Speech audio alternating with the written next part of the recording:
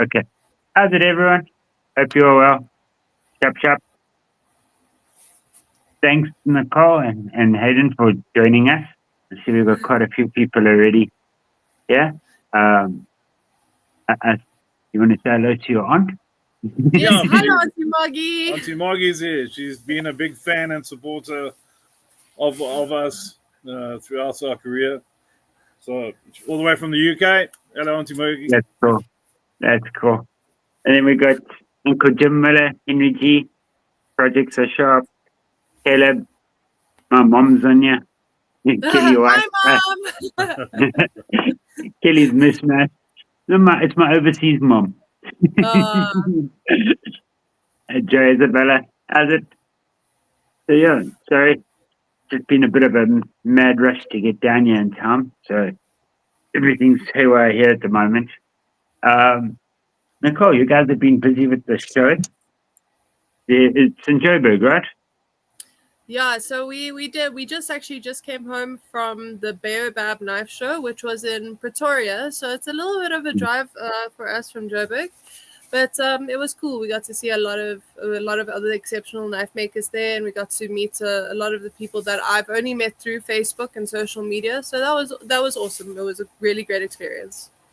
That's so strange hearing you say a little bit of a drive from Joburg to Pretoria. Like here in Durban, for us, 30 minutes, 45 minutes is normally like, oh, that's far. That's too far. No, it was a good hour. Every time, like when I was in Joburg on the bike the one day, I was there for a week, I thought, well, I'll go and see some of our suppliers. And I'd go to one and they said, no, I'm 60 Ks from here, I'm just down the road. So visit them. Then the next one, no, I'm 60 Ks from there, just down the road. And after doing that 5 times and you're 200 and something Ks away, and that's that, and then you got to get home, you think, oh, good thing I came on the bike because it made it more fun. Exactly. I mean, when I stayed in Pinetown, a trip to Pietermaritzburg was a day trip. Yeah, and that's 45 minutes. Exactly. Yeah, Joburg's weird like that. Experience.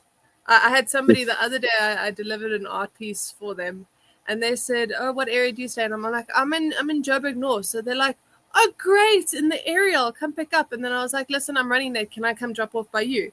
And they were like, "Actually, that would be so great. Please and thank you." And they send me their location, and it's in Reimsig, which is 45 minutes away. And that's the first time where I was like, that is not the area. So was it 60 Ks away? Yeah, it's all 60. Yeah, it was so weird. That is. As a Craig, as a Brian White, there's my dad, Brian White. Ron Crow. Good to see you. Ron Crow's got a Lacquer channel as well. So, but I think everybody on here is subscribed to him as well. As a Kane, Ed Harris, hey, Mr. Ed. So yeah, it's talking about your art actually. Have you got anything around that we can show quickly? Because I know you do a lot of art. I've actually got something not of mine to show, but something that like my dad did that he never, because my dad's actually who I learned art from, and he never showed off ever. I actually have this piece in the back here. I don't show off because I'm not really good. That's bullshit. In the nicest way. So this is a painting of my dad's. Oh, that looks cool. You can see Mrs. Durban. Yes. And I think it's incredible. And it's like super special and close to me because it's obviously it's where I picked it up. But even cooler than that. Could you see the shed jumping there? Yeah. I didn't. There's another piece of his that I keep up. Oh, that looks nice. I'm just playing my girly side with the flowers. There we go. But that's better than buying flowers, because if you buy somebody flowers, they die. At least if you paint them, they can't die. I have it forever. I love that. Yeah, it's fantastic. Forever and ever and ever. I can grab my sketchbook from second degree varsity days, and I'll show you guys just now. It's a little bit different to that. It was like my edgier days, goth varsity days. So yeah, I can show you a little bit of that just now. Do you dabble in art at all? You're Oh, but making you a look mess. like a cool art piece behind you. No, that's my little what candy skull or whatever. We have got a lot of the stickers from my friends and all of that, Oh, and their letters. that's very So cool. there's like their letters and stuff like that. On the Ronco's in the chat now. Yeah. He should be here. There he is, right there. So there's Ronco's sticker. I'm getting my mom's sticker soon. So I think that whole wall's going to be filled behind you sooner than you think. I know. I was looking at trying to put like a whiteboard up there, and then I thought, no, it's still my wife's skull. So I'm quite Yeah. surprised she actually let me keep it up. Um, but it is put on with just some press stick, so it's staying where it is for now, while I'm allowed to. Yes. But she doesn't need to know. I bet you she She knows doesn't this. know what to just yet, so it's fine. Yeah. Also, Well, it's that's going just, to everybody. A lot more people are getting to see it now. so there we go. We can say that. This room that I'm actually in, which has become my knife room, is actually her nail salon. I like made her a nail salon with table and desk, and it's quite a nice desk with I made shelves in it and all of that. I basically repurposed her grand's kitchen table. Oh, lovely. But it's become my knife room, not a nail room. So It's though become she's the got hobby all the room. nail stuff. Yeah. Though she's got like all the nail stuff and that next to me here, like this funny thing and The UV light. and this thing which I use is like a Dremel to clean, and although You it's know, made it's from like nails, teeth and things. there's stuff she doesn't need to know I use. Yeah, I was just about to say. It's like No, the, don't the rolling pin is a knife sheath flattening device. It's not a Yes. rolling pin knife. Yes. So her nail files, expensive nail files, get used to clean up on blades and that. I don't think she's watching, so I'm quite safe, I think, at the moment. I haven't heard a Gareth come from the room yet, so Yeah. I'm safe. As long as your mom and dad don't tell on you, I think you'll be okay. No, I think they got my back sometimes. I see Gabe's come on. How's it, Gabe? Good to see everyone on there. You were saying, well, offline, we were chatting at the show now. Is it a 3-day show or is it only 2 days? It's a 2 day, so it was Friday and today. At the same venue, they had an orchid fair. So it was a bit of like a juxtaposition between the two. It's like, orchids, knives, orchids, knives. I suppose that could work because all the guys that get dragged there, they can going this way. That's exactly. So many guys were like super chuffed to see like that there were knives going on there, and then I think that the wives were pretty relieved that they could just unload the husbands into the hall for a little bit. So there's a company, TCAL, in the States. I don't know if you guys know about it, but I know everyone else here. They make a lot of your like tactical knives and stuff like that. I was actually going to ask CW or Tim if why don't they have like a build a knife thing? I know I was chatting to Chris Warren the other day and asking if they had Build-A-Bear over there in America, and he said they do. So I said, well, how nice would it be to have build a knife? So you can go for your parental supervision, so your wife can leave you alone, and you can build a knife. Oh, like actually, I thought you meant like online. I was like, there's so many places that do that. I didn't realize. No. That's actually quite cool. That's a good idea. We were actually playing around with something very, very similar. Funny you mention it. So we offer courses as well. Yes. So we run a lot of courses from home, and we offer a variety of them. And one of the ideas we were playing around with is you get kit knives. So it's something for maybe like the dads with the younger sons or people who don't really have a lot of time or as much investments into the making of the knife, but they're still enthusiastic about the knives, and it's still nice to put your fingerprint on something, to have like a kit bashing knife day, where you just do a quick like assemblage of things. You customize it, we engrave it for you there, and set you on your merry way. That Just would like a be cool. 1 day or 2 days a year type of thing. Just like a That would really be cool, because like I know you do get kit knives over in the States and stuff like that. But it would be nice to like have your guys' stuff. And my son and I caught my 6-year-old daughter today playing with a knife outside while I was busy welding up some railings, and she was making magic potions, cutting up stuff, and then it ended up being a salad. But I like looked at her hand, and she had, well, for those of you that don't know, like the one shop here had these knives where you could go and take your little stickers, and when you collected enough, you could swap it for a knife. Yeah. And she's got a little pink knife. We have the exact same one. Yeah, it's the little I can one. actually go grab it quick. I can show them. I left her one outside. But she decided, while I was busy welding and all of that, I like looked up at her, and I knew she had a plastic spoon and a plastic fork, and then I saw this pink knife, and I was like, I don't think we have a pink plastic knife lying around. And it was at that point I realized, hang on, she's playing with an actual knife. And she's a hooligan, so it's not always the greatest idea of her playing with a knife. I don't know. I think the kids must learn from an early age which pointy end forward.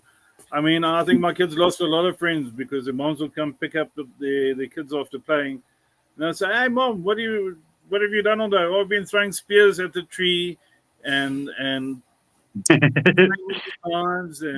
throwing the hammers around." So it's I couldn't find the pink one, but it's this company, this Xylus, yeah. And we also have the pink one, but the pink one's smaller. It's like a baby knife, which doesn't help that it comes in bright pink as well. It like looks like a toy. Yes. Thanks, Caleb, for coming on. Good to see you, brother. I need to actually look at the chat as well, which I haven't been. But exactly what you were saying there, they need to learn which side's the sharp end. And I thought, well, that knife's not exactly too sharp. So she'll cut herself, she'll learn, well, that's the sharp side. I know the tip of it's been broken off from her stabbing it into trees and stuff like that.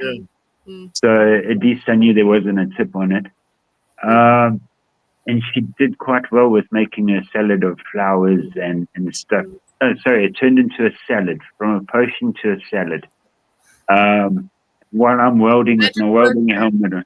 Yeah, it did work.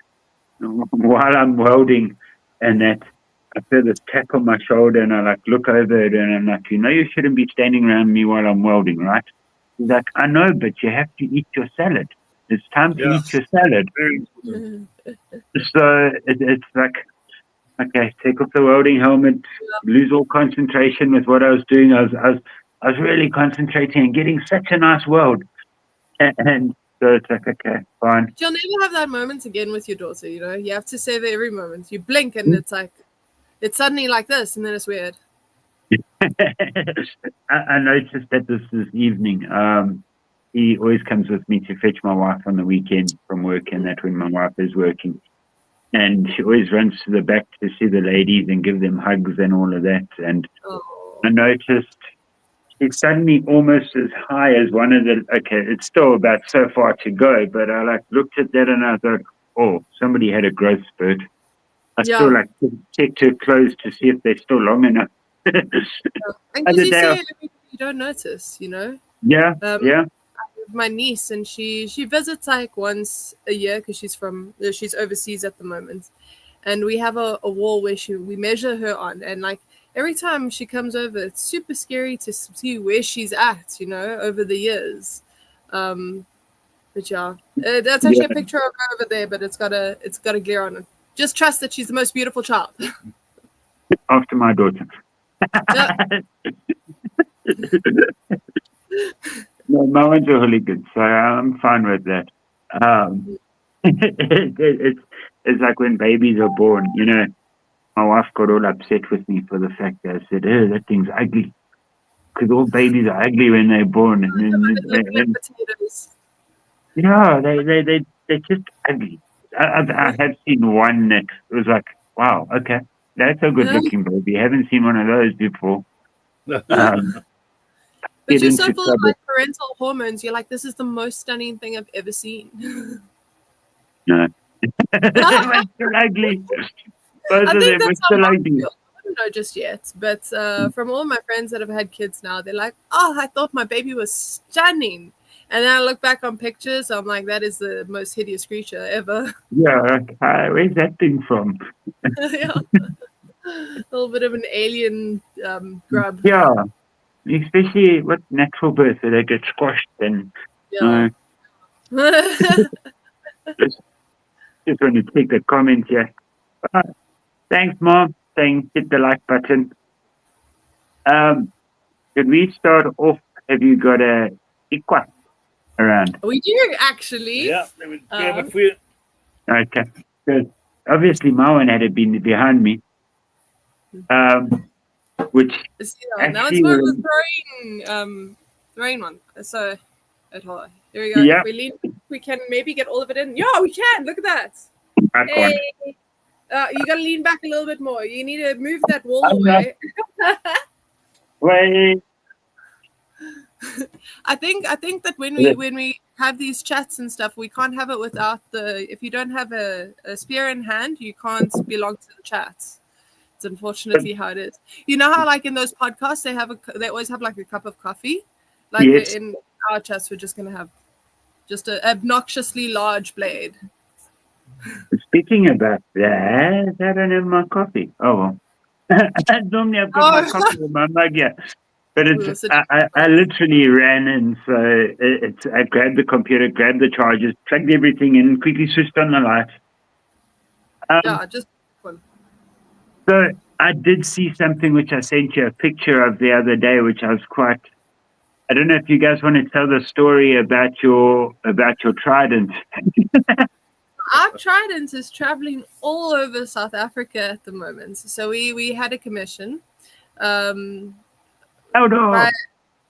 a young guy, a young Zulu spiritual guy, and he's very good at marketing, and he's also very, very like large on TikTok mainly. Basically, he's got a couple of 100,000 views, I think. Yeah, he's got a much larger than expected following, and you know how they connect with spirits and all of that, and so his thing is that he connects with the spirit of water, or like how in every spiritual practice there's the idea of a Poseidon or a guardian of the water, and you know how in Christianity you get prophets and all of that, and basically he's the prophet of water, and he commissioned us to create a trident to help him with the symbolic, because everybody looks at a trident, you know immediately like it's got to do with water. And he uses that as well as a staff in his tool with energy cleansing of the water. So he's I'm actually so impressed because that trident is so heavy, dude. It is so heavy, and it is and he's super waving cool. it around, and he's really like proper swinging it around. He's like in the water with it, and we try to make it as light as possible with the consideration that he would be like wading through water in the ocean and stuff, but he's doing far better than I ever expected it. Like he waves around like it's styrofoam. It's actually insane. And what he does is when you're not looking, he's doing this with it. He must be. He parts the water with it, so it's easy. That's true. Yeah. Controlling the weight of the water away from it, so it's much lighter. Yeah, sorry, you were saying there when I was rudely interrupted.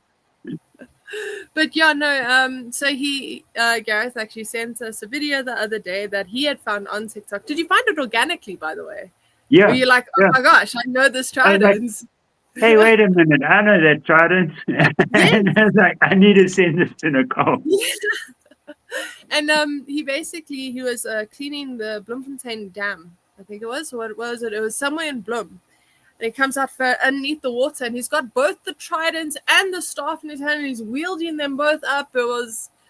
It's quite something. It's awesome to see how far it's traveled. I see that he's also added some personalizations to it, like he's added beading and things like that. Yes, It's I cool saw the to see, beading. like, how pieces go out and like how they get personalized a lot of the time. Because oftentimes we do, especially when we do custom pieces like that, it's very much for that person. You know, we don't normally do gold tridents ever, but it's very specifically for him and to his taste and for his purposes.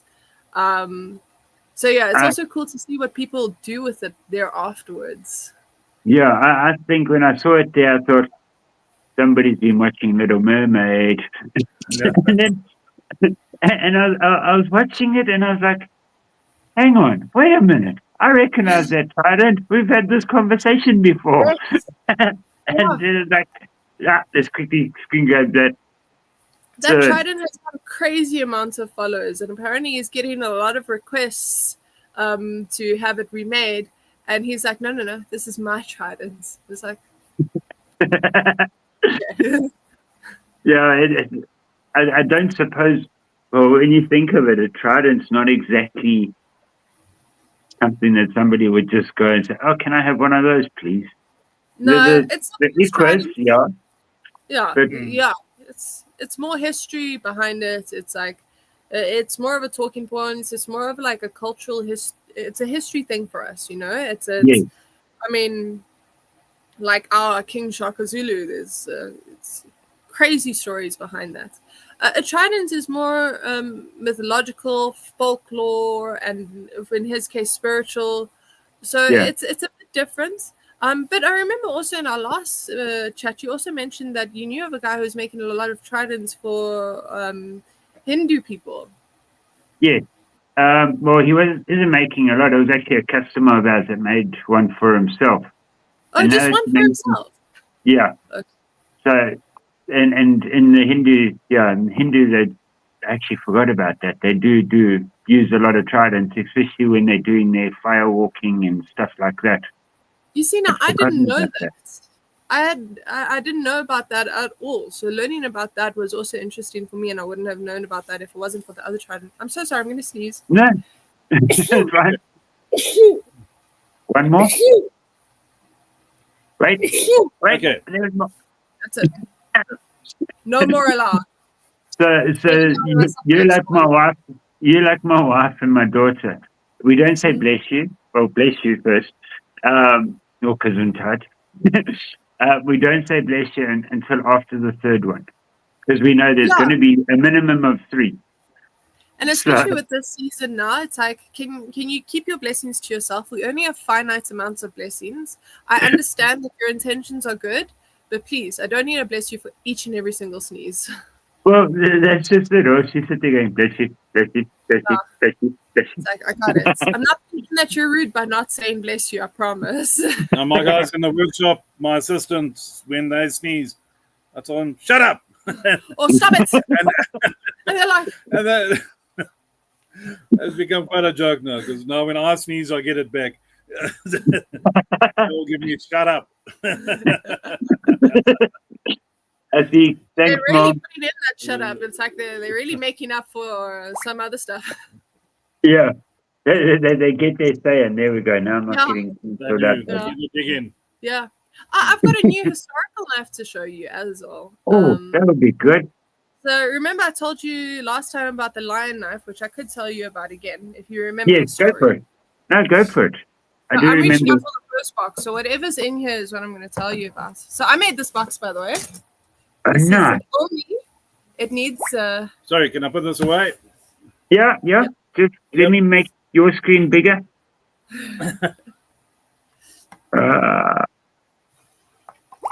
Why does it feel like I have to learn this every time? Okay. So this one, by chance, is the lion knife. So we've recently sold quite a few of these. This one's quite an interesting one. Oh, I'm trying to hold it whilst having it in the box. So I'm doing a bit of a balancing act. I should be pinching the handle or other. There. Okay, so we've got the blade facing there. I'm going to grab it in a second, but we've got like a little info thing here. then we have the knife and the sheath over here. So I'm gonna pull out this blade. What does this look like to you? Like if you had to come across a knife that's this shape in, you know, your everyday life. Steak knife. Yeah, it kind of looks like a paring knife, like something you'd find in the kitchen. And I'll come back to that just now. So this is called the Harry Volhiter, the lion knife. Did you mind showing for presentation there? I talk with my hands. So Yeah, Harry that's the Volhiter model. was one of the first. Yeah, it's like, oh, hang on, display. Do you mind just right there? Perfect. So Harry Volhiter was one of the first game rangers for Kruger National Park, and he was doing his nightly rounds around the park. Should have only taken him about an hour on horseback. And as he's doing his run around the park, he gets attacked. Patrol. There we go. Patrol. He gets attacked by two lions, and the one lion actually grabs him by his shoulder and drags him underneath him by his shoulder. And he had this knife on him, so he takes it and he stabs it, and apparently he stabs it directly into its heart. And the lion dies. And as this lion dies, the other lion scarpers, and he makes his way up a tree. And he's there for 4 hours until somebody's like, oh, our bud Harry has not been seen for like the last 3.5 hours when he should have been back. Let's go look for him. Anyway, they find him up the tree, and he has to spend the next 6 weeks in hospital before he's better. And it's like you say, it's like a steak knife. So around that time, actually, the story came out, and it was a rumor that then became the canon story. But I recently read his book, Memories of a Game Ranger, and he actually talks about how, because everyone says that this is a knife that he stole, and previously I thought that was the story as well. They say it was a knife that he stole from a friend, and it was a paring knife, and he thought, I'm gonna swap out my knife for that knife. He says in his book that he actually had this custom made for him because he wanted something light to carry every single day whilst he was out on his patrols and, working. So he had a cutler in Pietermaritzburg make it for him. And I thought that it was just quite funny that everyone saw the knife, because the knife is still on display in Skakuza, the original, as well as the stuffed lion, as well as the clothes that he was wearing at the time. And people, you hear the story and it's like, wow. Everyone comes around to look at that knife, and it's like somebody's kitchen knife, and they're like, wow, that's crazy. Yeah. And the rumor started, and it just absolutely took off. And, a lot of websites will cite it as being the truth. But according to what he says in his book, is that he had it custom made. But apparently the rumors were going around when he was still alive. And remember, he wrote his book later on in life. And he seems very adamant that it wasn't stolen. So the lady doth protest just too much, methinks. But the jury is still out on that one. But according to him, it is one that he had custom made. So that's the history of this knife. So, we like to do a lot of like South African history blades. It's our passion. Like, we like historical blades, but specifically South African historical blades. This is one that I've had to do, this next one, that I've had to do a lot of research on. And there's still a lot of things that I'd like to verify a little bit more, because there's not a lot of writing from the time. So in 1808, we had a couple of Baravian missionaries settle in South Africa, specifically in a place called Genadendal in the Cape. And it's still there. It's the Genadendal Mission Town, or anyway, it's still there. I mean, there's still a guide there that I'm actually trying to get hold of. So if he's watching, if you could answer his email, that would be great. If you want, if it's in the Cape, my brother runs a tour company. He's got a tour company in Cape Town. Let's chat, and let's maybe get him, because maybe he can find out more info in it for you and help you guys out with that as well. 100%. I would really appreciate it. So apparently, when they came and settled in South Africa, they brought a blacksmith with them from a town in Germany called Hanhütter. So I don't know if you know what Herrenhütte means in German. I'm assuming not because I didn't, and my German's probably as great as your German, non-existent. I know lots of Rammstein. Oh, there we go. I mean, you might have actually then come across it. It means castrate or to castrate, and it means the same. The variant of it, hernieuter, also means to castrate in Afrikaans. So they thought that they just called this because it then became they brought the blacksmith and he started making these knives. So he made one that was like this, and then another variation which had a dip, more of a curved blade. So the back was the same, but the edge was a little bit more curved on the inside, and that's called the Binger Snoeimes. So the orchard or the vine cutting knife. And then he had a longer version and then this version. So 3 very prominent versions that we can still refer back to today because there are still some of the originals there. So this is the Bosmes. So it's the larger piece. But you can see the O definitely had a style. You know what I mean? Yes. Yeah, you can see it. Had a taste, yeah. And his style became very popular during that time. And remember, during that time, it's not like we are super lucky nowadays where we have knife collectors which have thousands of knives. Back then, you had your knife. It was expensive, and that stayed with you. That was your lifetime companion. So everyone were picking up on this guy's knives because it built in popularity. I think style-wise, people probably liked it. I think also from where he came, maybe he had better forging skills. I don't know, maybe he was using different metal. I can only speculate, but it did pick up in popularity. And this knife is the everyday carry of the voortrekker. So as the Bowie knife was the knife of the Wild West, this is the knife of the voortrekker. So the original South African voortrekker, and this is what they ventured north with or acquired along the way. So the original South African Bowie knife is this option. And it became very known for its faceted handle. So it hasn't got an oval handle. It's like it has facets, so it's octagonal. Yeah, it's quite... maybe this is a better way of seeing it, if you can see. Yes. So it's like a coffin handle, but not a coffin handle. Anyway, it became so popular that the same way Americans refer to all tissues as being a Kleenex, all everyday carries, they would say, let me see your hernieuter. You know, it's like not let me see your pocket knife, it's let me see your Leatherman kind of thing.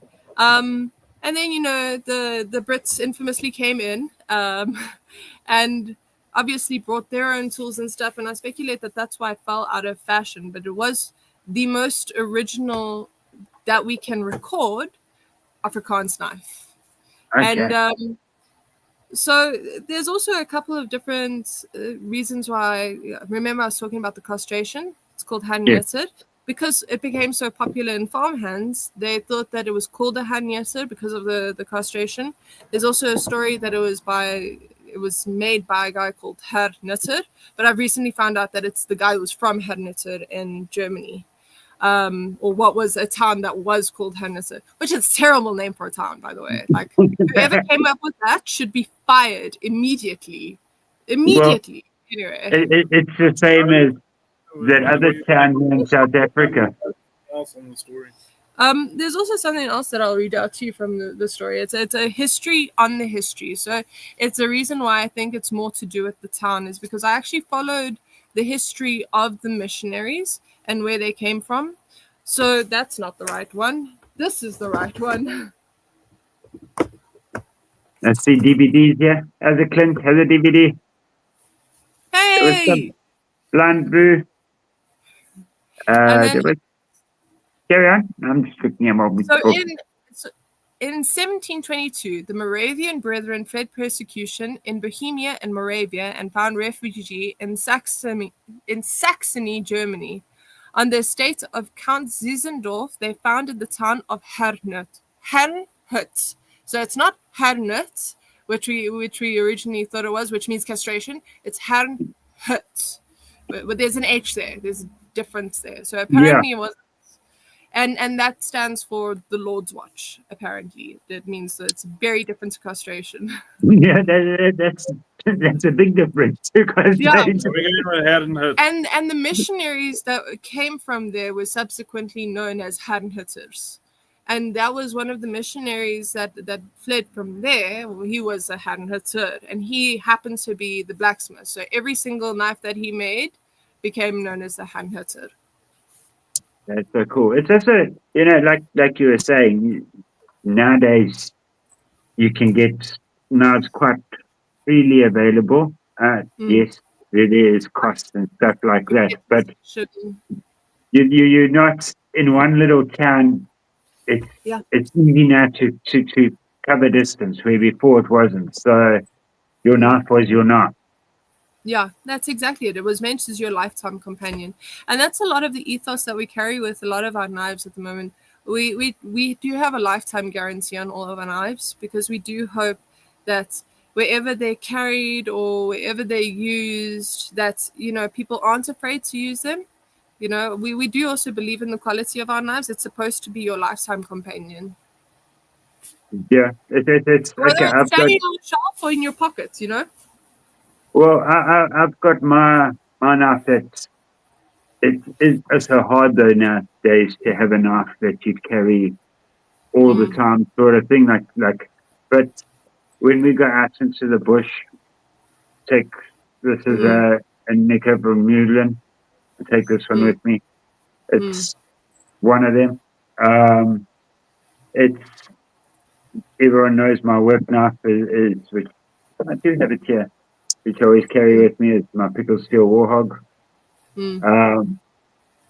So I've got my work knives, and I've got my knives set for things, and then I've got, if we're going out or something, I'll take a slightly fancier knife, although all the knives get used anyway. So No, that's exactly it.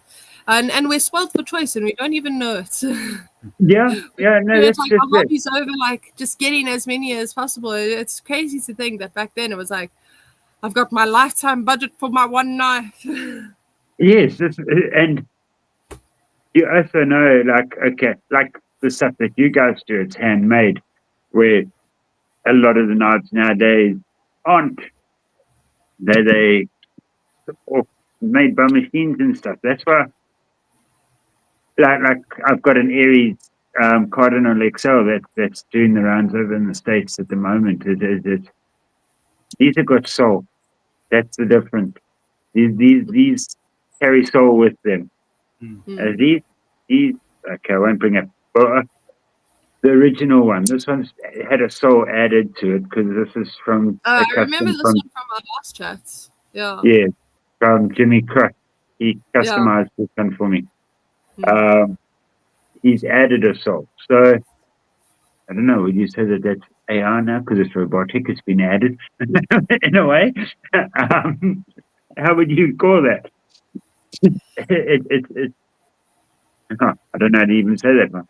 We also got I just noticed Mrs. Deadly. So what to do, Mrs. Deadly?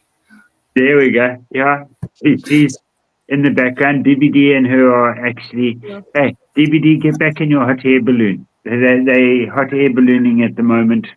That's why we traded spaces. So he's going to come on tomorrow on my time slot, which is normally 6:30 here for us. Yeah. I'm not 100% sure what it is over there. I think it's. Oh, you're going to give away his time zone. Yeah. And his location. I'm trying to work out what it is. I think it's normally 12 o'clock for when I come on for them, for me. Oh, okay. 12. Yeah. Midnight, 12, midday, 12. Midday, 12. Oh, no, okay. Midday. Yeah, so it's fine. Yeah, no, we've swapped spots. I normally catch the people after TCAL. So, yeah, if we have swapped places, so tomorrow, whoever's on you guys go over to his channel. It'll be at my normal time. And I did see Stevie on you. Sorry, missed yours, meant Salah, and I didn't. I was listening to my history lesson. Yes, that's what I was saying. We gotta say hi. Yeah, and Good job. getting back to what we were actually talking about earlier as well. I really think if you guys did have to do those kit knife sort of things, because you see with Tikal where they have blems, so they're knives that they're not going to sell at full price because they've got a little spot on them, like over there, and they're not happy with it, so they sell it as a blem, but they don't have them sharpened. You buy your Blame handles separately. No, we have actually been working on. I mean, it's not unique, but it will be for Rutherford Forge is a kit knife that we're launching at Hobby X. When is that? It'll be a hobby show. Hobby show. And it'll be in December. So it'll be the 6th and 7th of December, I think. So we're doing, I need to double check I'll that. be doing some live forgings there, but yeah, we'll also be selling the little kit knife, which will be in line with just a hobbyist, the like show. an entry hobbyist. Anyone, you don't need the equipment or anything. Just like a little, put it together yourself. Maybe some options to customize it. We're still playing around with what exactly to put inside of it, but I think it'll be cool at hobby show for people to have the introduction to knives and knife making. Because I mean, like it's out every day, and we see it all the time, every day. But for some people, they've never ever come across the whole hobby or anything like that. So I think it would be a great introduction for them. Also, it's going to be our one. I mean, we've done it at shows before, but it'll be our first show in a while where we'll be demoing as well as selling. Yeah, because I know, Hilton, I know why you said Hobby X, because it's also part of the Hunters X. Yes. Hunters X, that's it. I was actually saw the advert for it the other day on YouTube, and I was like wondering, I wonder if they're going to have knobs. And then for a change, instead of just going skip, I actually watched the whole thing, and they said there that it's from the guys that organize, or the people that organize Huntex. Yeah. So, that might be a nice one, because I missed Huntex this year because of work and stuff. I wasn't able to get up there. Last time, it was awesome. So last time I was able to get there because of work. This time, because of work, I couldn't get there, so I can't complain. But that at least gives another opportunity for that. So Antex, if you guys and girls don't know, is like our blade show in a way. Would you say it's probably the biggest show we have for that sort of thing? It's definitely, it is. It is now, because the Brooklyn Knife Show is cancelled. Sadly, the biggest knife show in South Africa was the Brooklyn Knife Show. I think we had over about 100 exhibitors last year. No, at Blade Show is 1,500. It's so it's nothing like Blade Show, but it's for South Africa, us. it's big. Yeah. But Durban Eastern Knife Show around 30, so Huntex, as far as knives goes, become quite big. It's also, obviously, it's in the name, it's Huntex. It's a hunting expo. So it's in total, it's huge. It's massive. Yeah. And it's like, it doesn't matter what you're interested in. There's always something to find of interest there, which is always cool. Like I always make sure to take a day to take a walk around and also see what other makers are doing. There's always interesting stuff going on. I went to Huntex for the first time last year for the fact that I was busy with the customer, and I'd finished up everything I needed to do, and I needed to fly back to Durban, but my flight was in the evening.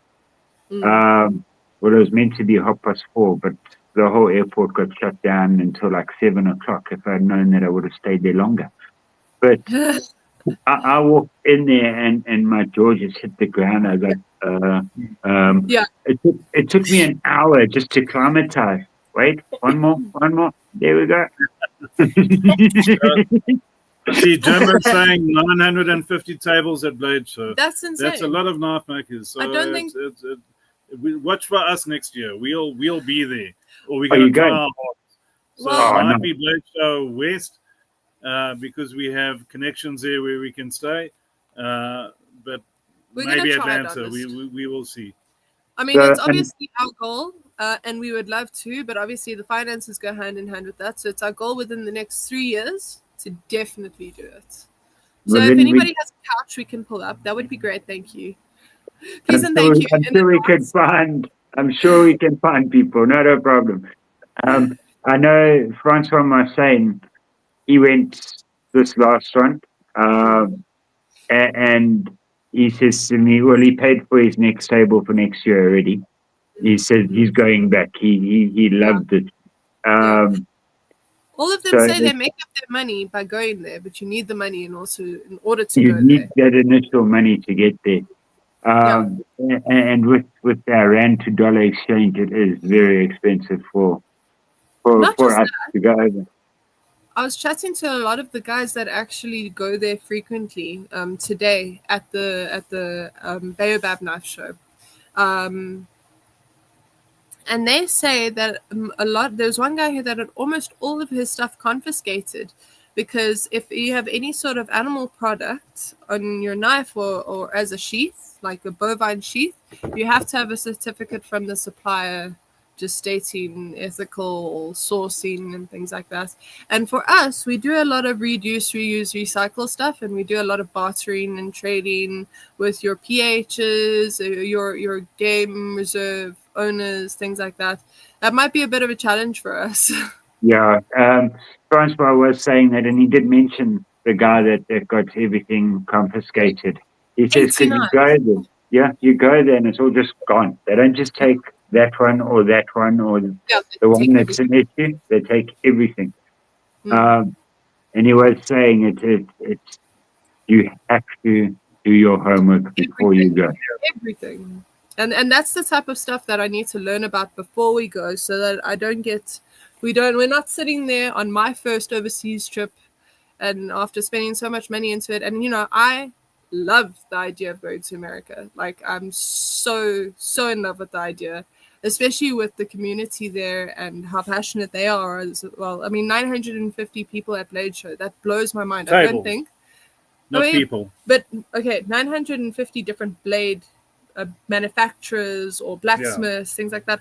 I don't think I even know of 200 bladesmiths or blacksmiths, Like Uncle Jim says, it takes 2 days in the show, and you don't even scratch the surface. It's I'd love to do that. That's so cool.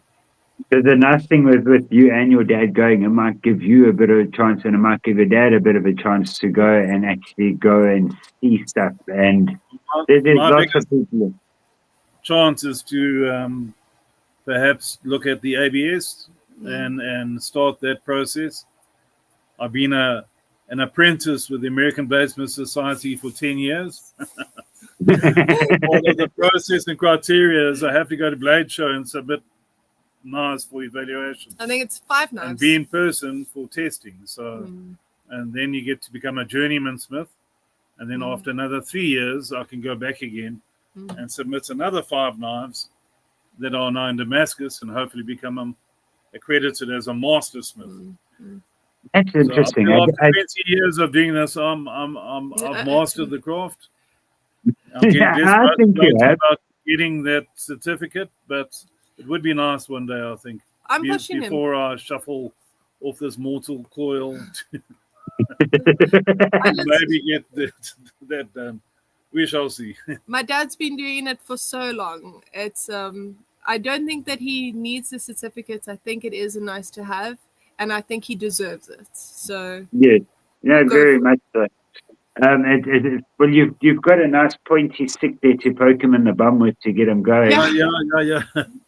Actually, I get it so frequently now because obviously my dad's got more time to be in the forge, and I've got more time to go out and chat to the clients and connect with the people. I mean, it's what I enjoy, and also doing the sketches for custom pieces. Also, chatting to people about their custom pieces and being able to sketch it out for them real time, things like that. I love that. And they're like, "Do you ever release your dad from the forge?" I'm like, "I unchain him for dinner and sometimes breakfast. It's a posse break. What's your problem?" You've got a little window you put the stuff through. Yes. You feed him. He feeds the knives back. You don't get your supper until I get that knife. Yeah. Exactly. Wait, it puts the lotion. As Robert, good seeing you, man. But now you guys are also, you are part of the South African Guild, aren't you? No, I haven't joined the South African Knife Makers Guild, which is also a process that I have been contemplating for many years. Yeah. And the only thing holding us back, or was holding us back with finances, it's like, do we expand the workshop or do we become a journeyman for the next 3 years? It's like, Yeah. But I I think see we'll choose the workshop for now. the work also speaks for itself. So it's at the end of the day, I suppose it's like a marriage certificate. My wife thought we were never going to get married because I said, well, all that is a piece of paper. It doesn't change our feelings for each other. And I'd say the same way with this thing. I just feel I need the creative freedom to make whatever I want. And once you're a member of a guild, you have to, whatever you produce must be within the criteria. Okay. And if it isn't matched the fit and finish and expectations, you're going to be de-gilded. Oh, really? I didn't know so that. what my dad is referring to is so- we leave a forge finish on our knives. We like the look. It's the rustic look. Because we're so passionate about how historical replicas, it does fit our brand and our look. Guild doesn't like that. Guild wants like a mirror or a satin finish. My plunge lines might not always be exactly straight because I've hammered a forge texture in. Yeah. So and this, I kind of like it. I like the creative. I like the merge of steel into functional art. And I don't want to be dictated as to what that should look like because of a certificate. So that's been my biggest challenge, and it's perhaps a mental one, but No, but I felt the need to become a guild member actually. I fully agree with you on that. There is certainly benefits. So there is something called the Guild Show that happens once a year. Yeah. So it would be nice to partake in that. But like my dad says, we do have a very specific brand, and people can very easily recognize our knives by the forge finish and by the very specific. In fact, we have hammers that add more patterns and more texture to our blades. We're like, more, and they're like, no, less. As a dragoon, thanks for coming in. Yeah, but that's, I very much feel like you, Hilton. Why should you have to be in a box then? And I didn't know that. Tell Picasso his paintings look odd. They don't look realistic. You don't have two eyes on one side of your head. Yeah. And that's how I feel knife making should be. You should be allowed to express yourself with your craft however you may. We've actually and not be judged on it and certified. We actually we're quite we create quite the controversy in the industry with our finishes. We actually have a gentleman that will very quickly take a restraining order out against. He is so aggressively against our knives. He's threatened physical harm to me the next time he sees me at a show. I've never met the person in person, but he says he's gonna clap us, and I'm like, okay. What? Okay. The next one is Huntex, I just. It's fine. Your dad will be swinging the hammers behind you. He won't come near you. Yeah, I'm also surprised I'm open carrying. I'd like to see him take a swing at me. You definitely. Sorry, Hilton, but you're not the face of Rutherford Forge. And I'm pretty sure he wouldn't get a chance to get anywhere near you. No. There's so many other incredible supportive knife makers as well that have mentored me, and they're always willing to help and show me everything. And it's crazy that somebody like this that's so aggressively against it doesn't see the back of it. We're not in competition with one another. We are, but it's not like that, It's not like, oh, you did better. It's not like that at all, It's if you do better, I do better type of thing. If we're all getting more buyers, we're getting more interest in the industry. It's and like he's so aggressively against us, and even the other knife makers who have complete mirror finish, they're always willing to like help me out or like give me advice and you know, if he ever sees this, I hope that he does understand that there's absolutely no bad blood between anyone, you know, and like we're all we like mirror finish knives as well, believe it or not. We like knives, we're passionate about it, and that's why we're in the industry that we're in, you know. We like them too.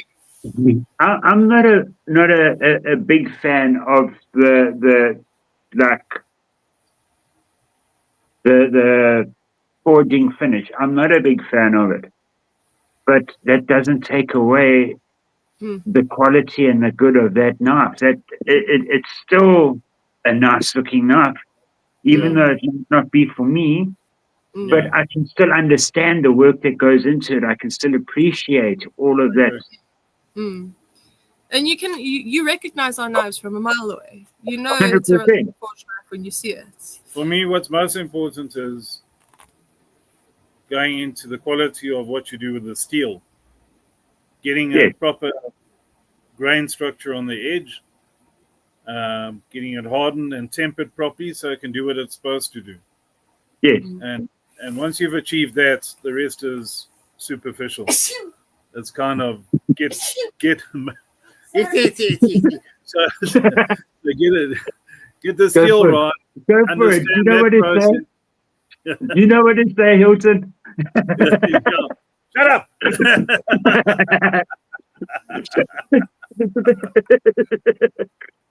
Have you shut it up now? I don't know if you can tell, but it's allergy season at the moment. Yeah. I can't even take another Allergix at this point. There's a tree of our neighbors that's blooming, and it's looking so stunning, but I'm dying. I'm dying. So when we were camping the other day, my wife was sneezing in the tent, and so the campsite goes like along, then it drops down into a river, and then there's a big wall of rock and stuff like that. And I was counting how many times I could hear her sneeze echo, because I swear she's going to break a sound barrier or something. I want to enter her in the loudest sneeze competition. Because it would hit this wall across the way and you'd hear I was like, at least you're not going hunting with her, because then you'd be buggered. I wouldn't take her hunting. No, for that reason. It's like every few seconds, like, oh, there's what. Never mind. Put her on the other side, and she can chase them towards us. Yeah, that's actually a good point. So you're onto something there. Work with her, not against her. We've actually got just something to show in contrast to what our normal finishes are. Normal for us. So this is a fighter design. It's funny, I was actually chatting to someone today. You know, as a knife maker, you make a design and you're like, oh, this is an original design. But, you know, with good designs specifically, you're going to find it repeating because it's good, you know, and people like it. And I was like, this is an original, you know, Rutherford forged design. And then I saw one very similar to it at the table next to us. It done in a very different finish, but I picked a bit of a sulk. But it's pretty cool to see that. It kind of just tells me that it is a good design. But this is one of our smoother finishes. Oh, that looks nice. Yeah. So see, we are capable of both. We know how. And I think that's what frustrates people. They're like, you can do it. It's like, no, but we choose not to. Yeah. Well, looking at that, okay, this might have a bit. Hang on. This is more belly here. Yeah. Yeah. But this part is almost quite similar. This one's got more of a drop. Yeah, there's this one. Yours has got more of a snipness. Yes. But that's quite cool. So sorry for that. And this is quite a chunky boy. It's quite a hefty one. That is nice. I like that. But you know, like we were saying, I'm not a big fan of the hammered at the forged look. But yes, one of your knives is been, I'd say, one of my favorite finishes ever that I've seen. And That- one day I'll get one. Is your mustard one? Yes, okay. the mustard Yeah. edge dagger. I remember that one. Yeah. With the golden. Yeah. No, that was a stunning dagger though. It And went that out to one's the thumbnail. yeah. That is and I will also never forget that dagger. That dagger was actually so awesome. Remember, it was a file, and it had the file finish, and that's why Yes. you also liked it, because you can see the transformation from the file, and that's Yes. also another reason why I personally, I don't know about you, Daddy, but why I like the forge finish is it actually tells more of the story about how it's transformed from the one item, especially because we reuse a lot of steel, and a lot of our things are leaf springs. It kind of tells a story about the transformation that it went through in order to become a knife there afterwards. We actually have a definitely. cleaver. Do you mind grabbing the cleaver with the texture, the yellow one, preferably? But here's a Serbian cleaver of ours. Our cleavers show the texture a little bit better, but there it is. But another one, no, the Is one it with Eric? the texture hammer. So we have a hammer that's been cut to add a little bit more texture. So it adds a bit of even if you look at the texture of the forging, depending on what hammer we use, we also have added texture to the hammer. So there's different textures as well. And it's a very purposeful choice as well. It's not just per random. We have hammers that we choose for certain looks. But you know, just thinking about it now, that hammer with I could probably bet that using a hammer with texture on it like that will push the metal particles down harder against each other, which might actually end up even making it stronger. Perhaps that's actually something that I haven't considered too much. Can I interject there? Yeah. The old timers used to do something at the end of forging. So they used to do what was called edge checking. So they believed that if you lightly hammered along the edge up a little bit on your bevel, when you finished, like at the end of your forging process, you compacting the grain of the steel. Metallurgically, it's impossible. Okay. And what damping does is it adds strength like a fuller wood. So, and lightness to the blade. So that's the main objective of it, as well as show its heritage in terms of it's from the fire and from the hammer. So you can see that from a metallurgical perspective, you cannot compress the grain. Okay. They move past each other, and they will move, and that's why when you're forging, steel is malleable, and it moves in certain directions. But as far as getting denser, it's impossible from a metallurgical perspective. So these ones have two textures for the hammers, and I don't know if you can see it, but it's quite clear in person. This one's got more of a spotty texture, whereas this one's got more of a scale. So yeah, the top one is the natural texture it has when it comes out of life as a 50-year-old Land Rover leaf spring that's laying in the scrapyard a bit. So I love history with the steel with a bit of history. Yeah. And a lot of my blades are from old land leaf springs. I always joke and I say it's because they're self-oil. They're self-maintained. At least this but one the made old it home. steel, they make it far better than some of the new steel leaf springs that are available. I want to answer Gabe's question. Do the different hammers with texture make a difference with the Damascus pattern? So the Damascus pattern is within the steel, so it would create a texture on top of the Damascus. So when we normally do in Damascus, we do normally more of a finish on them because people pay a lot for that pattern. When we're playing around with our own, we've had ones with the forge finish on it. So recently we actually had a full kitchen knife set, which we had the privilege of doing for a very special client of ours. His name's Colin, and he's a wonderful client. And that was a full Damascus set. But, in the process of that, we got to see a little bit of the forge with it. So it would look more similar because the way we have the Damascus brought out is you polish it and then you pop it in ferrochloride. Correct me. Yeah, but and how you manipulate the pattern on laminate Damascus is by either cutting into it or drilling into it for raindrop pattern. And if you had to do a hammer texture on something and grind past the texture, it would distort the pattern underneath it. So you'd remove it by grinding off the scale, and it depends on how hard you've hammered it as to how much it would affect the Damascus pattern underneath the hammering. So if there's quite a divot in the hammer itself in the texture, and it's quite a point that goes in it, yeah, it could actually make it warp. Most of the time, however, if you're just hammering and you're leaving a bit of a texture, that texture will kind of sit on top of the Damascus once it's finished, because it'll be polished. So like this one's been sanded and stuff a little bit. You can see a little bit over the texture there. So the Damascus show in between that texture. So it would be another texture on top of the texture. So that's actually quite a cool idea. I'm going to steal it. Thanks, Gabe. It was actually something I was about to ask, and I forgot what it was. Was it about the dagger? No, it was just before you answered Gabe's question. That's fine. I'll remember just now. It'll come to you. It'll come to you. But yeah, we actually, we've got like a lot of natural wood handles and things like that.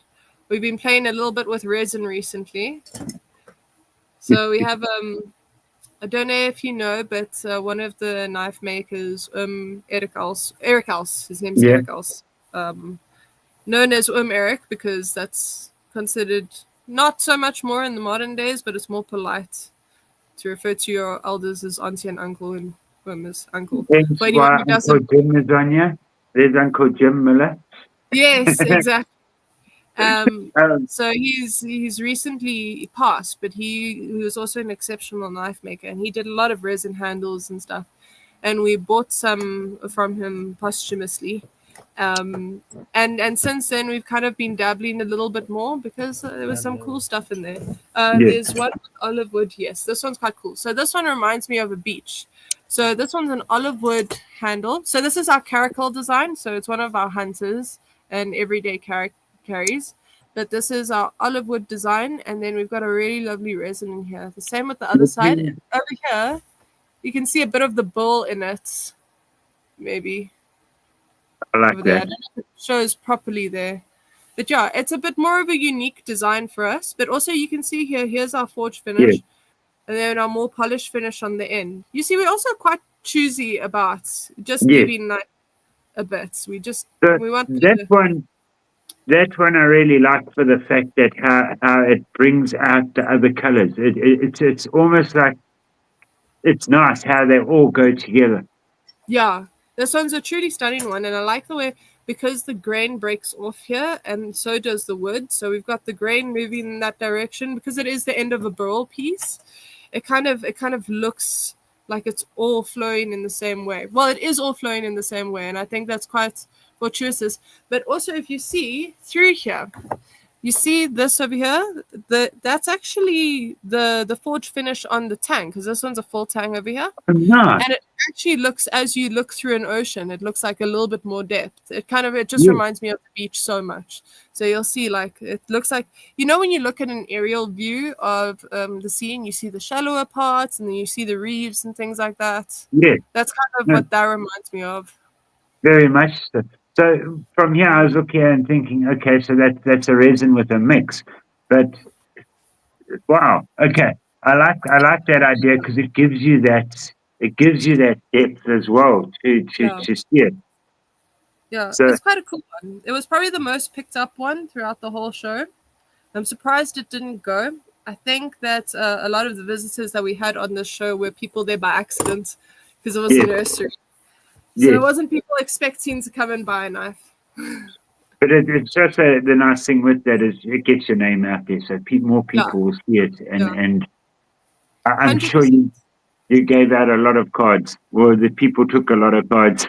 Yeah, also just chatting to people, showing them our videos and things like that. It's going to happen again. I'm so sorry. That's fine. Oh, goodness. Shut up. It is that time of the year, so Yeah. It's actually getting worse as the evening's going on. I think that my allergy... Check, I'm even like getting like a bit of a red mustache. That is so sexy.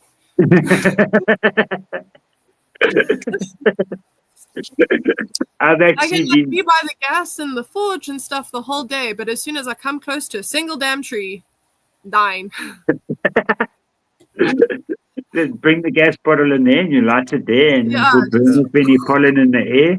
Yeah. You wrote all of that rubbish. Just out of there. But I'm yeah. just, I see Uncle Jim, he was saying fantastic with that finish and that. That the blue in that and the different layers to that knife make it look so good. So you see, It's definitely my favorite at the moment. I don't not like that finish. Not completely. You just wouldn't think to yourself, oh, I want a forged finish knife. But when you see it together, it's like that specific knife you like it. So I've worked this out before, and I think it's probably what makes our knives so unique in this country because it's got that bush sort of feel. Where I'm not a big fan of browns and that sort of stuff. So and we are. Yeah, but that's what makes the South African knife so popular. Is because it's got that South African feel to it. Where I like my micartas and carbon fibers and titaniums and stuff like that. But in saying that wood and that they did on this, I love them. This, I think, if you had a chance to walk around the Easter show, you would have seen this one was there.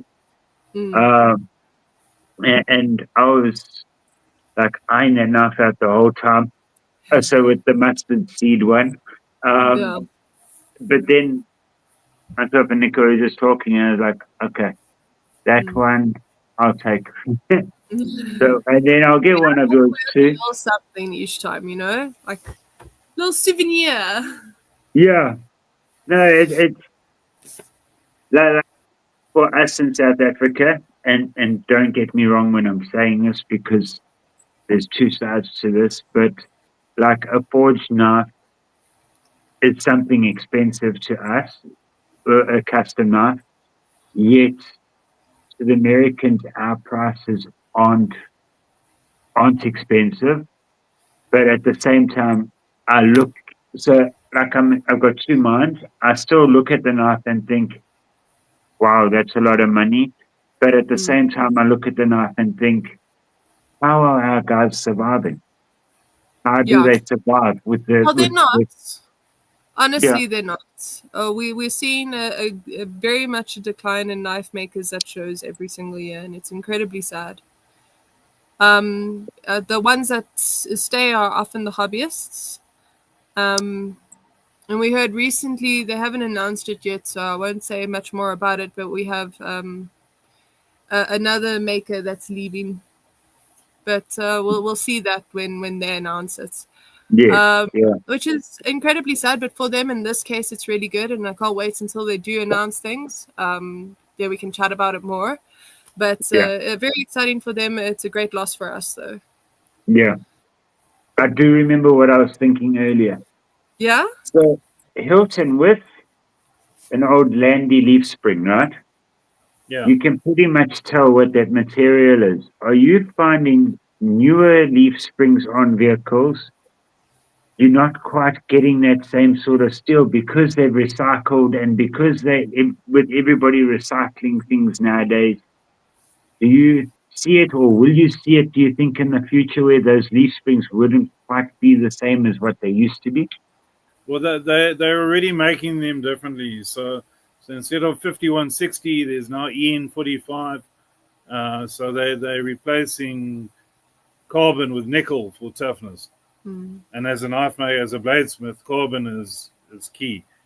Carbon is king. Carbon is king. So they have 0.45% carbon and more nickel, and Which still works so for it's them. quite low carbon. No, they're terrible. So EN45 is being used on a lot of modern vehicles. Yes. So I'd rather not experiment. So I'd rather buy new steel. If I can't get known steel, I'd rather buy a new bar 5160 or 80 CRV2, or there's a new Pro Cut from Pops, which I'm dying to try. That stuff is so expensive, though. We so badly want it, but it's so expensive. Here in South Africa, it's so expensive. Yeah, here in South Africa, well, to import it, it's quite a, and also with the exchange rate. But we are eyeballing and drooling over that Pops. So I like to stick with what I know works. Yeah. And not experiment too much unless there are new steels like this that come out with, because clients want them. Clients want them. I want this now, but can you do it in ProCut? And I have to say yes. So I've got to start getting. If I have to, I will sort of that. Well, no, we also enjoy experimenting. It's something new for us. So it's like it's a bit more of a challenge because we don't want to mess up with like a sheet of 11K steel. You know, it's like it's a big no-no. But you know, it's also fun for us to try something new. We actually, speaking of which, you'll very much like. I'm releasing a new range of knives that I'll actually be able to show within our next chat. With a satin finish all around, and it'll be some of our designs and things like that. And I'll keep it as a surprise. But I've got some pieces that I think you would be quite fond of. I'm being replaced by robots and AI. So I have a background in 3D animation and software development and things like that. So I've got a couple of 3D designs that I'm experimenting with CNC and things like that. So like something that we've always struggled with, because you know when you forge, it's imperfect. It's perfectly imperfect. You know, you can't have it exact, and I mean you could, but you have to spend. Sell like a folding knife for like 100,000 because that's how long it would take us to do it. But we now have the opportunity to experiment with things like that. So we'll release like limited series of some stuff. But when we do that, we'll also give you a call because I think you'll absolutely love it. We're also going to be doing. We're going to be also experimenting with stainless. You see, that's the thing. Like we're not like, oh, we're just gonna do forge finish. Like we like it. No, but we're not. And Hilton, I don't think you will be replaced because you'll still be the voice at the end of the day going no or yes or shut up. You know, everything that we do is to further my dad's legacy and the quality of the blades that he's made in the past. And you know, we get sentimental about it a lot because like I really love what I do now, and I love every day of work, and I love working with my dad. He's just the best ever, and you know, learning so much from him. I'm like, you're like, he really is the best though, and I won't ever do anything that'll disappoint him with the blades and with our brand. So it's nice to if like you're doing your thing as well. It's nice that they're both together, sort of thing. That's like really cool because it also increases. I would say now I would want to get a knife because your dad's made it, but now I also want to get a knife because you've done something with it, sort of thing, as well. I was just thinking on the way. On knives together, we'll both work on one knife together. That's always how it's been, but for the first time ever I will be making my knives that he will be working on and approving thereof. So we have a simple vision, very simple, an ethos. We want a Rutherford forged knife in every household in the world. Just one. Just one. Maybe three. Well, I mean, they have to, but yeah, you can have three. It's not being greedy or anything. So So that's our vision. Yeah. Also, like, just to also keep to our ethos, keep to quality and authenticity in all the things. Would you guys ever look at like teaming up with, say, like what Aries did, where he teamed up with, I've just forgotten the name, one of it the was knife companies, and they brought out one of his knives, his designs as well. Would you guys be keen in doing something like that as well, if it came 100%. around? It doesn't lose our identity. if we 100%. don't have to compromise on our ethics Yes. and our ethos, then 100%. But there's so many knife makers. I mean, I can't think of a single one off the bat who wouldn't fit that. You know? Yeah. It's- Yes, thanks, Tim. It's Kubi. So Kubi brought out one of Aries knives. I think it would be difficult because they wouldn't have that same sort of. They wouldn't. It would be hard, I think, to bring your style, thinking about it now, onto a production knife. What would be really cool is getting somebody with a very distinctive handle style, and then providing our blanks with because we can even do like a lighter forged finish. We have another kitchen knife that's got it. Something more in tune with the mainstream style of knives. Move your foot. We have a massive a massive tub over here full of our knives. There's all the knives that are from the show, and we haven't really had time to unpack them or anything. So we're like diving straight in. I know you were rushing back for that. Hilton, quick one. There is a Land Rover place out here if you head past Richards Bay heading to Shushlui. I saw like a scrapyard, a Land Rover scrapyard. Really? I wonder if I could try and find that phone number for you, because they will have all your leaf springs that you want, and they will be well oiled. That would be nice. Yeah. Okay. Shame.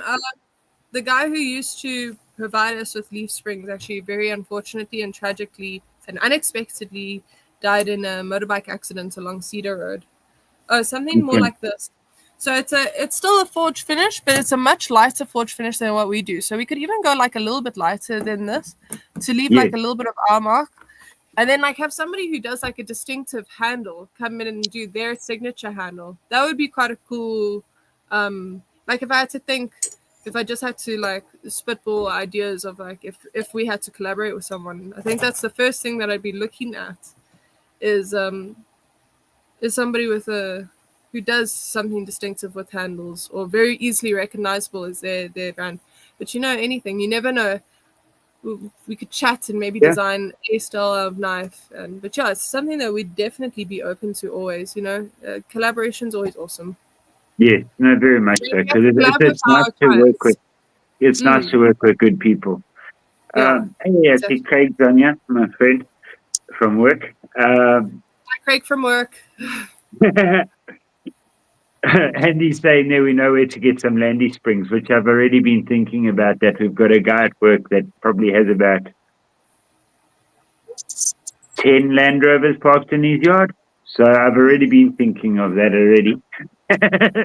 He's a bit of a fanatic. Yeah, he enjoys his Land Rovers. So that's a good thought there. What I was going to say, Nicole, what about, have you tried playing around with engraving? Yeah, so I do the engraving for our knives. So if it's a very intricate piece or if it's like multiple pieces, so we have a client now who wants a very specific artwork on multiple different knives, but because it's a specific artwork done by a specific artist, that we would go and get engraved. However, otherwise we do like a nail polish and then we electro etch it. Okay. So if it's an artwork, you can scratch it in.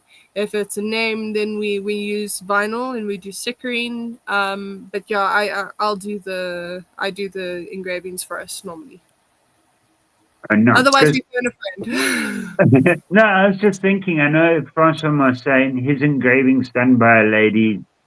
I think she's here in Durban. And he was saying there's another lady that just engraves for her husband. But I'm just thinking of like your art background And I've often thought like a tattoo artist would make a nice engraver. Yeah. And I'm just thinking like an art background that would also help you, I think, along the way.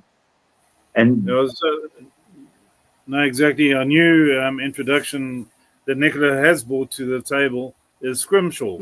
So she's been doing scrimshaw on a lot of our I'll send you a hippo picture tooth quickly. or I giraffe bone won't hang. be able to share it. Maybe just show your phone if you can. Yeah. I'll put you on the big screen. Wait, not So- just yet. Let me find it first. Okay. Yeah, no, Much don't do that. No, make sure you got the right yes. picture. Yes. We have evolved as the talent has been added to include what everyone can offer. So Yes.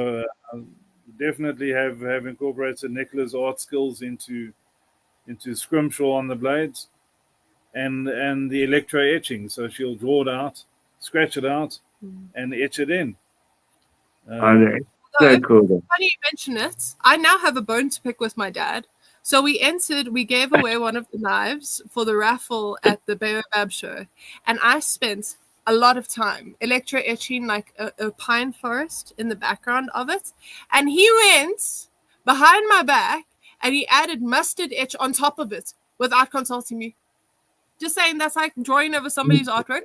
Just putting it out No, there. it's not. It's remember he's got in the background above the pine forest. final say, so He does, but he should at least say something. Don't just do it. I walk past the knife and I did like a rubber neck, like a hard, like that's not my knife. it's always easier to ask for forgiveness and permission, eh? I think Exactly. that's exactly The what same. happened. I was It's the so same. shocked. It's the same like if you want to buy a knife and the wife doesn't need to know about it, and then if she sees it, oh well, sorry, It's like, ooh. it just happened. It somehow slipped into my bag. I don't know how. Yeah, so it just. I'm sorry. Okay, wait, Don't let me make you big. There we go. Yeah, some of the skirmishaw that I had been doing. I don't know. Let me try and zoom in. So they look like a sketch piece on a paper. Yes. There's a nice little eddy there. So these are scales. That's then I've got so cool. this whale here, which was my favorite. And then the client was like, don't know about whale. It always happens like that. But I got to keep it for myself and transform it into something else, which was cool. No, that's cool. That's good. Always a way. I was just wondering because I know, well, the other day when I was busy by one of my friends getting my tattoo, and I was like watching how he works, and I thought, well, you should get hold of an engraver or something and try it. And we were chatting about it, and he actually said, well, he wants to try it out. So it's like, well, you've got that hand-eye coordination already. Here's So, sorry, a set that I did. that's fine. And the line art skill. I don't know if it's it's not showing very well. Damn. No, it is. There we are. The lion, the wild dog, and then the leopard. Yeah. I wish it would show a little bit better. I'm pretty proud of that one. But I've also been doing, there's a massive giraffe bone that I did Mount Kilimanjaro on. Wow. It was a stinky ass bone, let me tell you. I know everybody complains about giraffe bone. It stinks to high heaven. Oh my goodness. It's awful. I told you that story about the one that we had gifted, and it was raw. It was completely raw still when we had received it. We packed it on top of our tin roof and forgot about it for like 2 years. It stank so bad. That's a smell that you don't forget. It leaves a scar like right there where the smell is.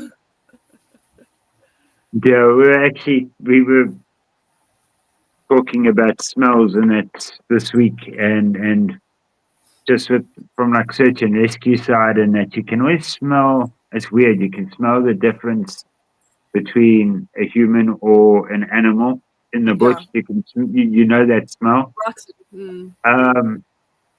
And I suppose it's with that bone as well. It's going to be etched into It really is. You're going to know about it. As soon as you start sanding or moving it, it's like it smells like cavity. I don't know. That's like the closest thing I can come to. It's just bad. It's bad. I see Craig's asking a question here. What finish would a laser engraver give? So there could be a couple of different. I mean, I'm not too sure what he means by that, because there could be a couple of different answers, because you can actually do like a full finish, like a lot of your fake Damascus is a laser engraved. So you could do a full blade with an image like covering the whole thing, or you could just do your logo. Or you could just do your logo in the corner. Both are very cool. But I think I've got a little Africa continent that I engraved. I think I may have left it in the house. We're in my house at the moment. So my dad and I, we stay on a double stand. So I've built my little cottage, and then they're like just across the garden there. So last time you were at their house, and now they're at my house. I'm visiting. Yeah, he's visiting. And you didn't bring your dad coffee? That's nothing. You know why? See, there's nothing in his hand. He won't drink my coffee because he doesn't like the milk that I drink. No whiskey, no beer. I only drink lactose-free milk, and he says that it tastes funny. Well, he's not lying. It's disgusting. I don't think it's disgusting. I think it just tastes like sweet milk. It's just the sugar that's broken down. We have this back and forth every day. I'm sorry, I'm with your dad. It must be real milk. I can't digest the other one, so any milk is fine.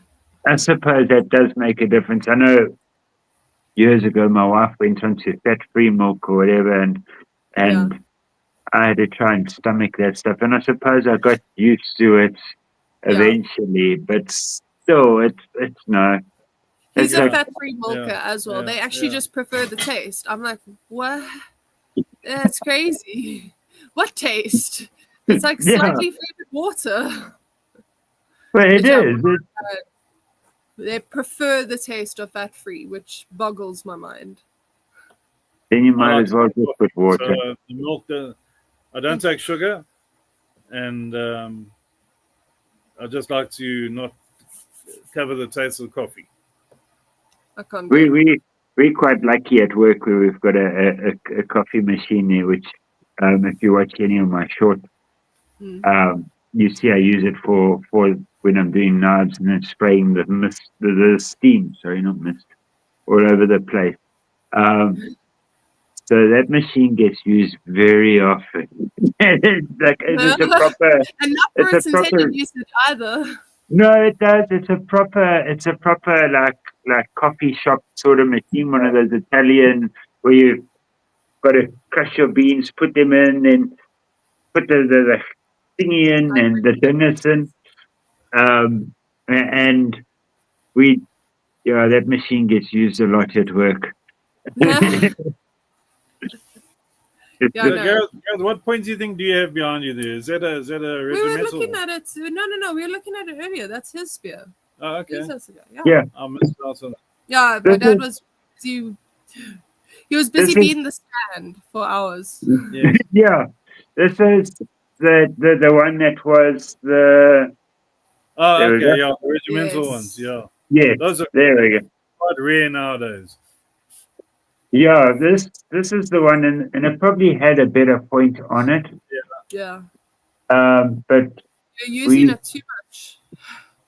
We used to take it out the cupboard as kids, and at my dad's cupboard, and go play around the garden with it, and go throw it into trees, and I don't think he must have known. He must have known. I don't think he knew. Like looks at his spear again, it's like full of mud and shit. well, full of like PSAP and stuff Yes. like that. Yeah. Another one which we got is his grandfather or his dad's dressage sword as well, where it's got the scroll work down along the blade, and on the pommel there's like a star sort of thing, and so we've still Yeah. got that. And that was another thing we used to Waiver. play against a Unofficial. broom. So we never got caught for it, I don't think, but well, he never said anything. Yeah. So obviously we didn't damage him He enough. was being a very good sport. Yeah. It's like your daughter with the pink knife. Very good sport. Yeah, she's got to learn. She's got to learn that you're going to get cut, you're going to hurt yourself. But yeah, oh, Craig Yeah. says he's surprised the coffee machine still works because we use it so much. We do. It's like a staple to work. Like, Yeah. Does it get serviced frequently? Maybe. it actually needs a service at the moment. It's busy You're hissing at us. welcome. Thank you. Yeah, it's busy hissing at us at the moment. Oh, So, um, although we keep saying this thing's making a noise. Maybe when the coffee guy comes around again, we should get him to look at it. And I don't know, they were meant to get him to look at it, so we'll see. Okay, says no. I know what it looks like inside. oh, So we say, oh. it's- The last place that I worked at, I made the mistake of opening up the coffee machine, and now I'm only a tea drinker. Ever. no, I'm not going to do that to myself. Don't do that. Don't do that. Especially if you've had a weekend where somebody didn't clean it out properly. No, this one, we throw up a stink if it hasn't been cleaned, so it does get done often. And I was lucky enough. I bought one of those Ericsson or Siemens or whatever it is coffee machines for a really good price. It's a fancy thing, and with that, I got given another one. So I've got like 2 coffee machines here at home, but where I can make my espresso and then go back to sleep. So that stuff doesn't do much to me anymore. Yeah. I just enjoy the taste. I'm not the biggest coffee fan, but I understand it because whenever I smell it, it smells divine. But then I taste it, and the taste and the smell don't match up for me. Well, like your finishes on your knives, and people will moan at me. I love really strong coffee, but I also love a lot of sugar. So I'll put sugar with it, and I get told, "Oh, you're hiding the taste." No, I'm not. I'm getting the taste I like. Yeah. So I suppose you can do that with the finishes on your knives too. It's like, no, it doesn't change that it's a good coffee. It doesn't change that it's a good knife. Most people drink sugar with their coffee, though. Like, that's also a thing that I don't understand. People will I'm be like, looking at the look that you're getting at the moment. I was looking behind you at the look that your dad just gave you when you said that. Nobody's always been a non-sugar drinker, and I like a little bit of sugar. No, but give me a double espresso. I'll have 4 spoons of sugar in it. You see? Okay. No, that's fine. Yeah. When we were staying, well, when we were doing some work out in East London, I managed. I tend to become friends with a lot of the places that we stay at, and they gave me free reign over the kitchen and their coffee machine. And I managed to work out. How to increase the size and the potency of their espressos. So I would adjust it at night. I hope they're not watching. But they would laugh about it anyway, because I taught them how to use their machine by finding all of this out. And I would go, and even in the mornings when I came in, and Bianca or the other lady, Cara, they would say, "No, Gareth has 4 espressos and lots of sugar." because they would just pop up the espressos on the machine, and it would give me the perfect cup of coffee. Oh, 4 Yeah. espressos though. I think you'd have to hospitalize me after that. I think Changed yeah, it. I can go to sleep after that. It's yeah. Apparently, that means that you have ADHD. According to the Tiki Toki, they say that if you have, but now I have ADD as well, but I'm so caffeine sensitive. I get so shaky. But give me an Adderall, and I'm like I've super mellow. had it where we were driving somewhere and it was meant to take us. We were driving from Underberg to Kruger Park, and the trip was meant to take, I think, 8 hours. And because they had stop and goes the whole way along, because they were working on the road, 16 hours later, and I had a plate or whatever it is of monsters. So I had 24 monsters in the car, it was while we were driving there for honeymoon. So I had them from the wedding. And I kind of finished 2 6-packs. We got there, and we got there. I jumped in the pool, climbed out the pool, and we went to sleep. That's insane. That is insane. It doesn't do much. An energy drink. No, I can have an energy drink and then go to sleep. It doesn't. I'm like drinking them too because I enjoy the taste pretty much. I think the tolerance is also probably ridiculously high, like stupidly high. Probably. You see, it's their fault for raising me on rooibos only. I wasn't allowed normal tea. I wasn't allowed coffee. That was absolutely not a thing. So I blame my parents. I don't know if the guys over there know about rooibos, but it's a South African tea as far as I know, right? Yeah. Yeah. So technically, they call it a herb. It's classified as a herb. We drink it as a tea. It literally translates to red bush. And when you boil it and you prepare it, it's not brown, black like your Ceylon tea is. It's literally like a red tinge. And it's the best thing ever. It's so delicious. I love it. No. The man who drinks 4 espressos in the morning cannot have an opinion on this one. You can't taste you can't even taste rooibos anymore, I'm sure. No, I was actually going to say I enjoy my ginger tea, my ginger and lemon tea.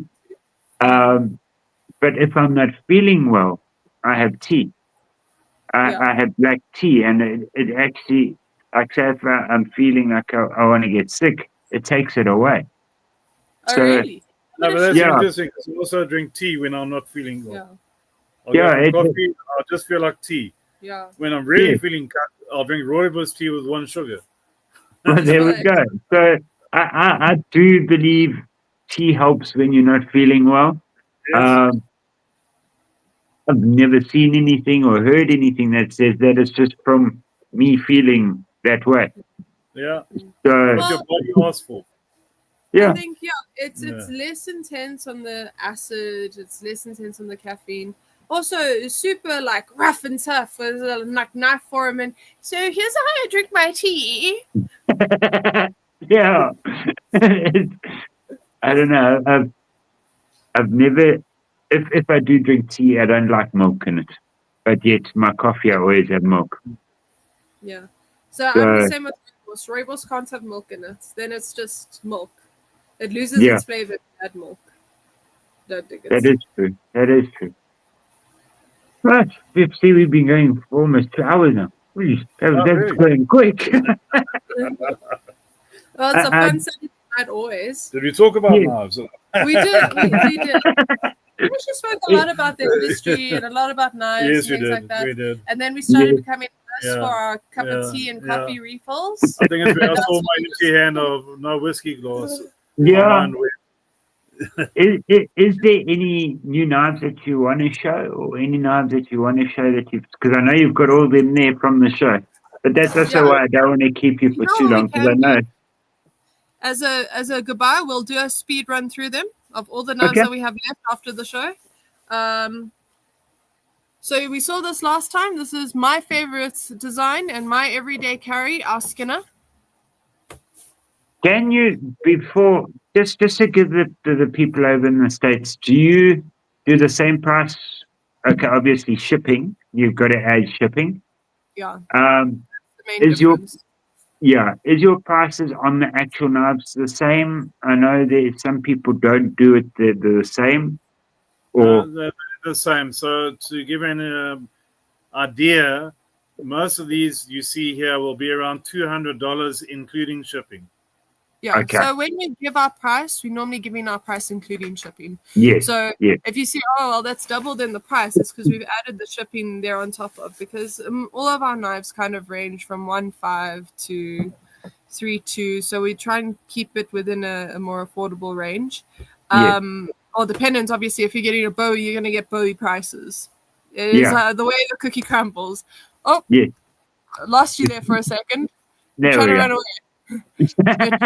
But when we give the dollar prices, we're including shipping in it. So we've taken the cost that we want out of it, and then we just add shipping on it, convert it to dollars. If I can ask, if you can, while you're showing the knife, just to give everyone an idea on the prices of the knife, maybe doing rands, and then while you're doing that, I'll just be changing it over. But just please, everyone, bear in mind, this is without shipping. This is just the price of the knife.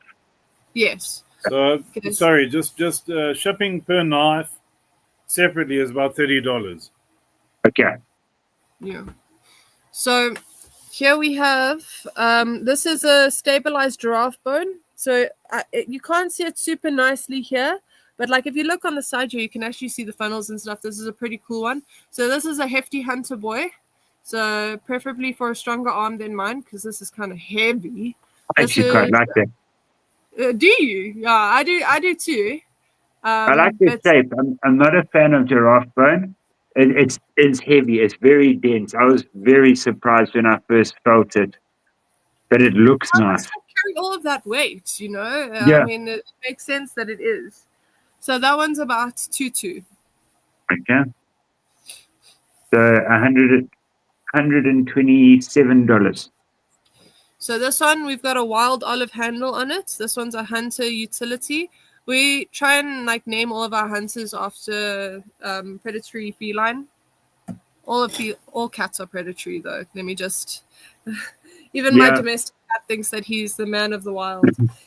Here we have a cub knife, so it's a smaller version of the lion knife. What's interesting about the lion knife and the cub knife is they've got a coffin shape handle, which is always cool. That one's 1.9. Okay, so this is something that we always have to do. So 110. Okay, this one's also 110. It's a similar shape, similar size, different shape. So we've got our grip over here, and then we've got a little bit of an indentation. This is African blackwood. We try and keep to our indigenous species. Well, we prefer to. Yeah. Here we got one that's 2. So I don't know what that is. This is also, what is this? Matumi. Matumi. What's the other word for Matumi? Droll peer. I mean, that's a terrible name as well. Droll means wild pear. And we've got a little bit of a thumb guard here. This is quite a nice shape. It's also another hefty boy. Don't let me fool you. I'm like 1.8 meters tall, so. That's a very dense wood too. So. Yeah. What is this? Wild olive. No, it's not. Yeah, it is. So this is another wild olive handle. We love our wild olive. Yeah, it's probably our favorite. You'll see a lot of wild olive. This one's 2.2 as well. So, yeah. So this one you can see it's got like a little bit of a sheen in it, which is pretty cool. So it even comes across in the camera, which is awesome. Yeah, you can see it quite nicely. Why am I not making you bigger to show these? Sorry. There we go. Okay, here's another one at same size, so 2.2. So all of the ones about this size will be about 2.2. So it's $127. This one's called our lioness. I like the She's shape got of a that. wider belly, which is quite nice. Got more of a curve, nice for skinning and hunting. This is also a nice wild olive, and you can also see the sheen on it. It's quite like it. So Jim wants a skin do, which I'd love to make for you. Oh, we've made a couple. Yeah, we've made a couple. They're always awesome. This is a nice rosewood piece. This one's 1.9. Right, let me jump back. Sorry, I went to. I'm doing this terribly. I'm holding it in the worst place possible. Here we go. It's not the easiest. But I'm like, look, here's the knife. How amazing! So that's $110. This one's another. Okay, so this one's 2.4. It is a bit longer. It has got a bit more of an intricate finish on it. This is we don't often do a design like this. This is one of a kind. It's unique for us. It's the one of one. So $138.50. I quite like that design. Yeah, it's a fighter, a small fighter. Okay, so this one's another. This is 1.9, so I think that means it's $110. Yeah. So another. This one's a beautiful rosewood. This color came out so stunning. I love the false edge on the other side. There's one with red ivory. Sorry, not rosewood. There's one with a resin handle that I want to show with the hexagons, the honeycomb one, please. But as you can see, the grain on here, it's absolutely stunning. You can feel the different lines on that. And I really like the shape, I'm not going to lie. So it's a double edge. So I don't know if you know, but I think in South Africa, last time I checked the laws, it's actually illegal to carry around a double edged blade. So in public. A lot of our laws actually are null and void, because what they've said is that's why we can carry any size we want, and that because in 2018 they passed a law where you've got the right to defend yourself or to carry something, that before your knives had to be this big. Now you can have any size knife you want. I had it all printed out and I can't remember where I put it, but we can walk around with a knife the size of our arm, and as long as we've got a good reason for it, we're allowed to carry it. Here's the last one, and then I'll tell you a quick story before we say goodnight. So this is a bit of a different one for us. So we have a resin handle here. So it's a resin printed honeycomb structure that is then filled with like a shimmery resin, which I dig. I think it's very cool. And like the juxtaposition between the rustic finish, the forge, and the honeycomb, it's like super post-apocalyptic to me and for me, and like especially with the shape, I think it's like it gives me like type vibes. I like that one. which is cool. I thought we could finish off on this one because it's like a little bit off kilter for us. I'm trying to make it so that I can't zoom in on you. I'm trying to zoom in on it and I can't. Wait, hold on. Let me try and do a manual zoom in. It's wait there. You can see. There we go. Yeah. Which pops out very nicely. There we go. Oh, there where the light catches it. I don't know if I'm doing this for you or for me anymore. I'm like, oh yes, look at that. I was actually zooming in on my computer to look at it. So I was saying about getting caught and having a good reason and stuff, and you know, since I have memory. I used to help my dad out with markets when I could, and so my first stabbing story comes from a market. I stabbed myself. It was nobody else's fault, and for my lack of being careful. But I was driving to one of the markets, and I had the whole boot full of knives, and I had an unfortunate moment where I was stopped, and they were looking for something, and they thought they hit the flippin' jackpot when they opened up the boots, and I had like bowies, and I had swords, and like I was young. I was also, mind you, I was driving without a license, so I thought that they'd slam me on that, and then they found the boot full of knives, so I'm sweating blood. Had to like got away with not having a license, but had to go to the police station to do an affidavit as to why I had a whole bunch of knives in my boots. I was calling him in a panic, crying my eyes out because I was like, they're saying it's illegal. But yeah, that was fun. No different now. Yeah, but you would have learned from that. So Yeah, definitely, for sure. I can't. I went to one of the guys here that does all buoy knife fighting and stuff like that. He actually went to the Eastern Archer. I saw him there as well. But he was giving us a talk on buoys and stuff and the history and all of that. I remember that. And he said to us, and he printed these things out so we could all carry it. And I've got a photo of it on my phone. That's why I can't see it. So he explained how the law and all that works here. And because he said, "Oh, what size knife are you allowed to carry?" And like we were all like, "Well, legally your hand size or something like that." He said, "No." And You then can do like, anything you want.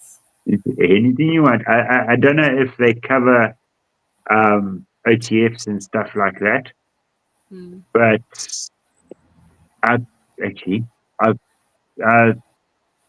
got an OTF in the car that I'm quite curious to see what they would say if I would ask one of my friends next time I see them, like, legally, can I have this, and see what they say. So yeah. Okay. Sure. Thank you so much. Thank you very much, guys. It's really always enjoyed. great having so you both on. Yeah. Thank you, Jim. Jim, Thank let you me know if you everyone. want to ski and do. Yeah. And also, when you do come out with that new thing, let me know. Definitely will do, for sure. Even if we don't do a live, we can do a video like this or something like that, and we can get it out there. Yeah, I'm very keen for you to see it because you're an enthusiast. Obviously, the viewers as well. But it's something. It's a project that I've been working on. I'm super keen to show people. I have to use all the self-control not to like show every part of the way. I'll do a video myself where I show like everything that went through for it. But like, I got such ants in my pants about it. You have no idea. Yeah, I know what you mean. I'm very much like the same. Like Ruben, they sent me the X4, this torch. And when they sent it to me, they're like, "Okay, well, it hasn't been released yet. Please don't show it until the 10th." And now, if you look at the wear on this torch, I've been using it like every day for work, and all I want to do is go send. So I didn't even. The only thing I filmed with it in the beginning was my unboxing of this one and the other one. That's it. One more. There we go. I can't believe we're at the end without me sending you guys off with a couple more sneezes.